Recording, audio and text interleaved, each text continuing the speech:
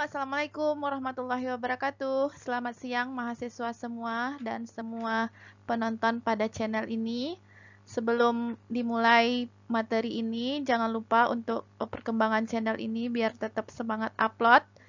Di subscribe dulu, kemudian di like, kemudian di komen, dan di share ke teman-teman yang membutuhkan materi pada mata kuliah ini. Mata kuliah ini adalah mata kuliah dasar-dasar matematika.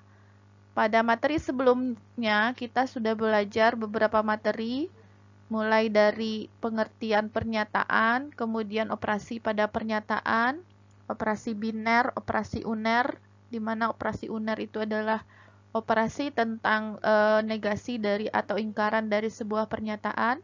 Kemudian operasi biner itu ada 4 jenisnya, ada konjungsi, ada disjungsi, ada implikasi, ada biimplikasi. Kemudian kita sudah belajar juga tentang bagaimana cara membuat menulis pernyataan atau mencari nilai kebenaran dari sebuah pernyataan dengan menggunakan tabel kebenaran biasa dan tabel kebenaran singkat.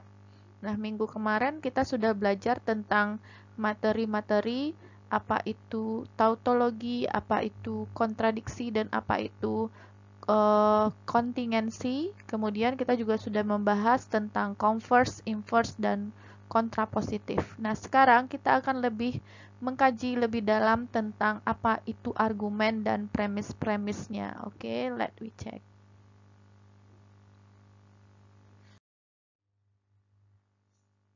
Pertama, kita mulai dulu dari pengertian dari argumen, di mana argumen adalah kumpulan pernyataan baik tunggal maupun majemuk, di mana pernyataan-pernyataan sebelumnya disebut dengan premis-premisnya dan pernyataan-pernyataan terakhir disebut dengan konklusi dan kesimpulan.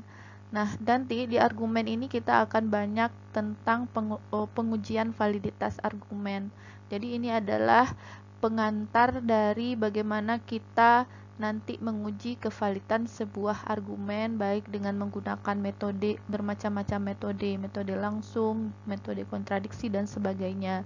Jadi kita coba bahas dulu apa itu yang dimaksud dengan argumen dalam dasar-dasar matematika. Jadi argumen itu sendiri adalah kumpulan pernyataan baik tunggal maupun majemuk, di mana pernyataan-pernyataan sebelumnya disebut dengan premis-premis dan pernyataan-pernyataan terakhir disebut dengan konklusi atau kesimpulan. Oke, sekarang kita coba lihat contoh-contoh dari argumen. Nah, ini ada contoh dari argumen. Ada contoh yang pertama itu adalah dapat diperhatikan pada bagian ini jika kalkulus dan atau analisis real diperlukan, maka semua mahasiswa akan belajar matematika. Kalkulus dan analisis real, oh ya, ini ketinggalan, analisis real diperlukan. Jadi semua mahasiswa belajar matematika. Nah, itu contoh argumen. Jadi yang disebut dengan premisnya itu adalah dua pernyataan ini, dua pernyataan yang ini sama pernyataan yang ini gitu ya. Maka ini disebut dengan konklusinya. Ini apa? Premis ya. Ini premisnya bagian di atas ini. Kalimat-kalimat yang sebelum kepada konklusi ini disebut dengan premis-premisnya gitu ya. Jadi jika kalkulus dan analisis real diperlukan, maka semua mahasiswa akan belajar matematika. Itu premis pertama gitu ya, premis 1. Yang ini kalkulus dan analisis real diperlukan. Ini premis 2. Nah, yang ini ketika jadi semua mahasiswa akan belajar matematika. Ini disebut dengan konklusi ya, disebut dengan konklusi. Oke, ini contoh argumen yang kedua. Semua bilangan ganjil tidak habis. Oh, kebalik ini ya. Kok duluan habisnya sih? Tidak habis. Berarti di sini ya, tidak habis. Oke, balik lagi ya. Semua bilangan ganjil tidak habis dibagi 2. Ya, contohnya apa itu bilangan ganjil? 3 kan tidak habis dibagi 2, kemudian 5 tidak habis dibagi 2, 7 juga tidak habis dibagi 2. Jadi benar ya, semua bilangan ganjil tidak habis dibagi 2. Kemudian 17 adalah bilangan ganjil. Oke. Jadi 17 tidak habis dibagi 2. Itu adalah kesimpulannya. Jadi yang di atas ini adalah premisnya gitu ya. Ini premis 1. Premis 1 itu apa? Semua bilangan ganjil tidak habis dibagi 2. Ini adalah premis yang keduanya, yaitu apa? 17 adalah bilangan ganjil. Berarti ini adalah premis keduanya. Jadi 17 tidak habis dibagi 2. Itu adalah konklusinya. Itu adalah konklusinya. Ya, itu contoh yang kedua dari sebuah pernyataan. Kemudian kita lanjut contoh yang ketiga. Jika harga listrik naik, maka kebutuhan pokok naik gitu ya. Ini kebutuhan pokok naik. Oke. Harga kebutuhan pokok tidak naik. Jadi harga listrik tidak naik ya. Nah, ini yang di atas ini disebut dengan premis ya.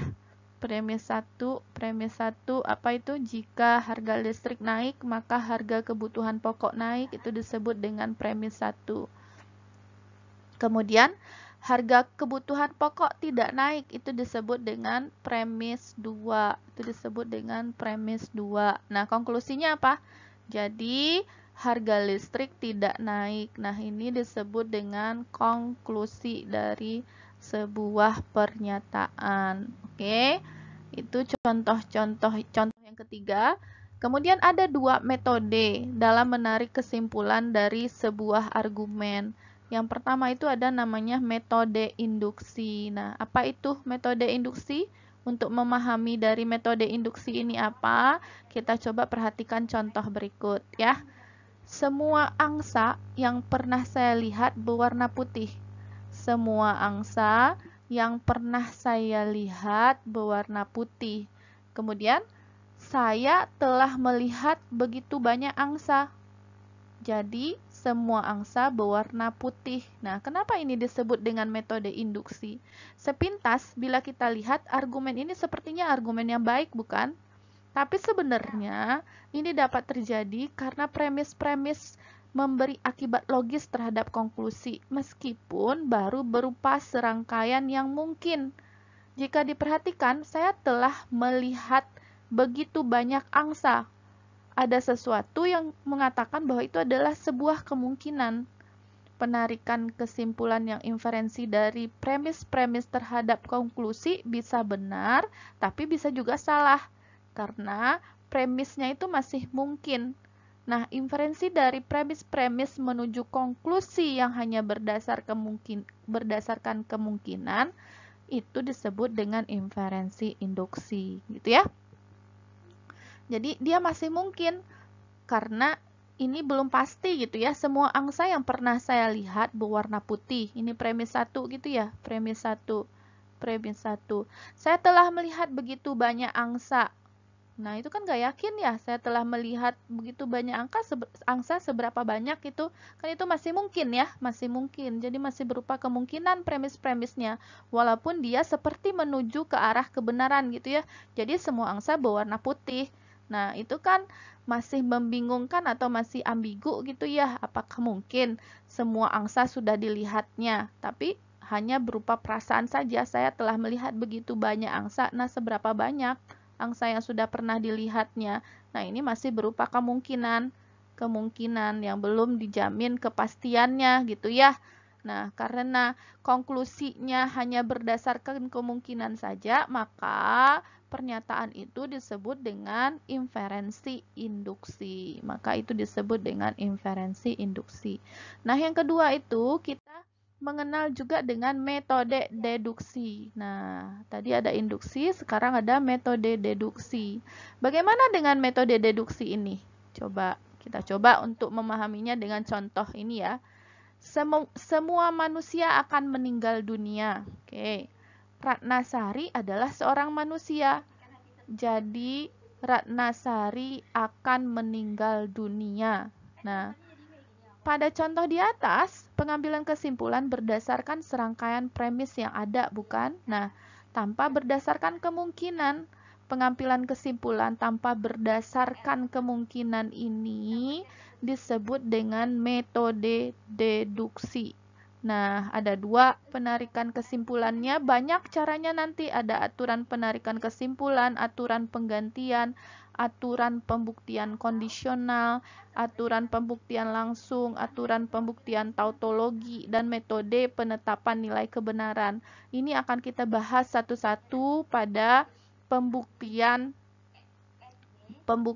dari pernyataan itu. Ini akan kita bahas ya, akan kita bahas pada pertemuan-pertemuan berikutnya tentang bagaimana membuktikan kevalidan suatu argumen. Itu bisa dengan metodenya macam-macam, nanti yang akan kita bahas ya.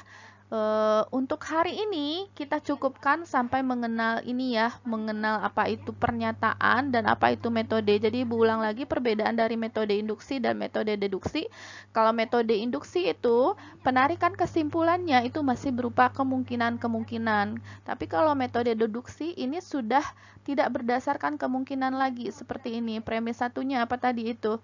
Semua manusia meninggal dunia. Ratnasari adalah seorang manusia. Berarti Ratnasari akan meninggal dunia. Nah, itu kan masih berupa kepastian ya. Itu udah pasti, tidak berupa kemungkinan lagi. Nah, itu disebut dengan metode deduksi. Oke, mahasiswa semua. Untuk hari ini mungkin Ibu cukupkan materi pada hari ini tentang pengenalan terhadap pernyataan. Kita akan bertemu lagi pada konten-konten dan materi-materi yang menarik berikutnya. Terima kasih. Assalamualaikum warahmatullahi wabarakatuh.